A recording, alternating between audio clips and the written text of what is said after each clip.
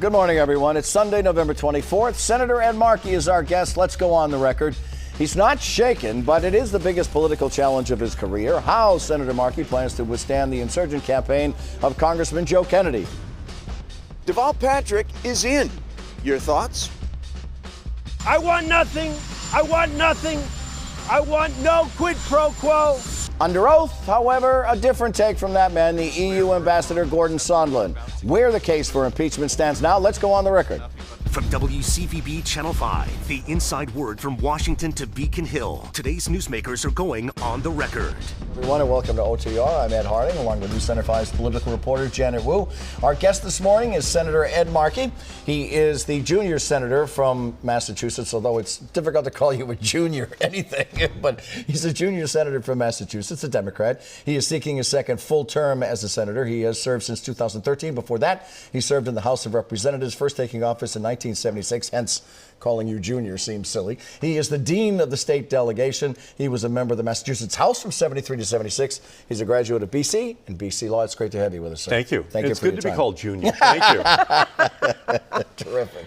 So we got to start by talking about impeachment. This past week, the hearings, it's clear that the House is going to vote for impeachment with a trial in the Senate that's likely to open sometime around the holidays, maybe just before, maybe just afterwards.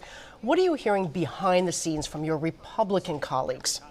Well, my Republican colleagues, obviously, in private, are very concerned with the president's conduct. They have been since the day he was sworn into office. But ultimately, whether or not they vote for removal, that's a separate situation altogether. Because obviously, President Trump and Mitch McConnell, they call the shots.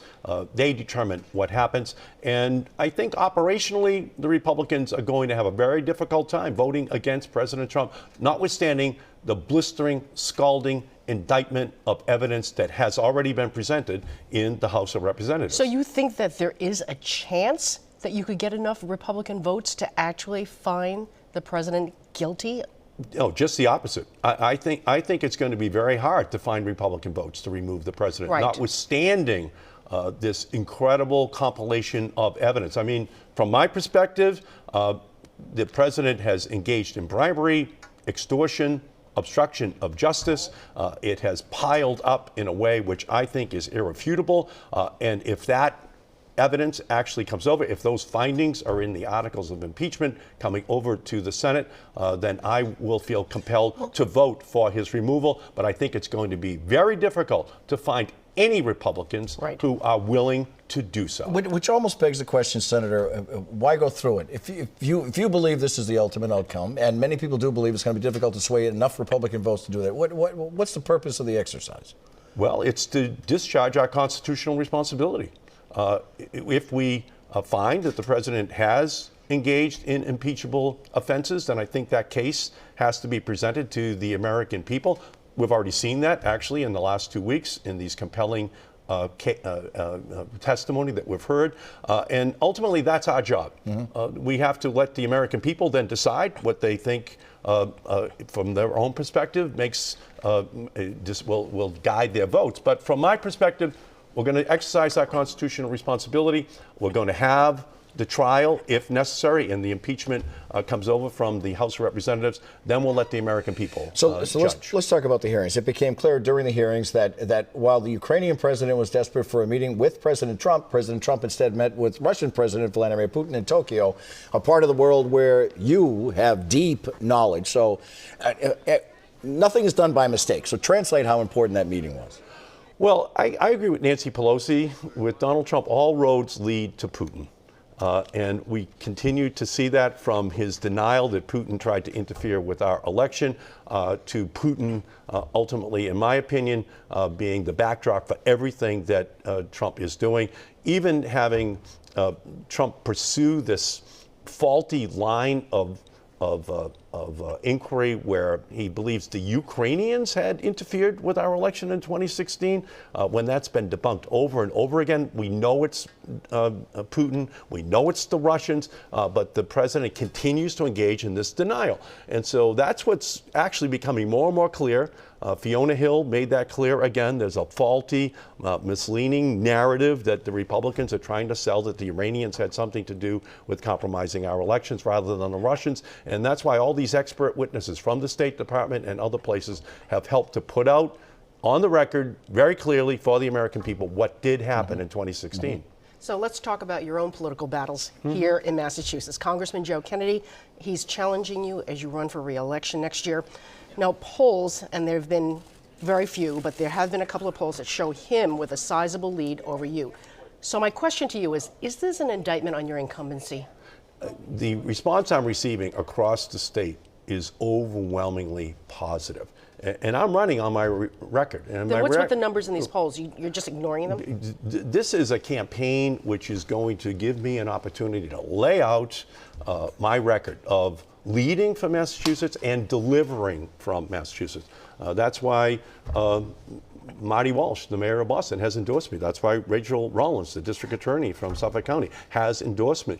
That's why the mayor of Lynn and Quincy and Lawrence have endorsed me, because I've delivered for those communities. Moreover, I've also led on the big issues, on the Green New Deal, on the National Alzheimer's Project Act to find the cure for Alzheimer's, on passing legislation that makes sure that what happened up in Lawrence with the natural gas accident never occurs again. So on each and every one of those big issues, including the opioid crisis, where I've led and delivered legislation on fentanyl, on prevention of this epidemic increasing, all of that is what I'm going to be able to run on, and the response I'm receiving across the Commonwealth is overwhelmingly positive. 3/4 of the state legislature, 33 of the 39 women in the Massachusetts House of Representatives have already endorsed me. It's a reflection of the work I've done. And as I campaign on those issues, I'm very confident that I will be given the support that ultimately will lead to victory in the primary. But endorsements only count if the people who are endorsing you promise you to work to bring their base out to vote for you. Have you gotten commitments from all of these endorsements that they're going to do that for you?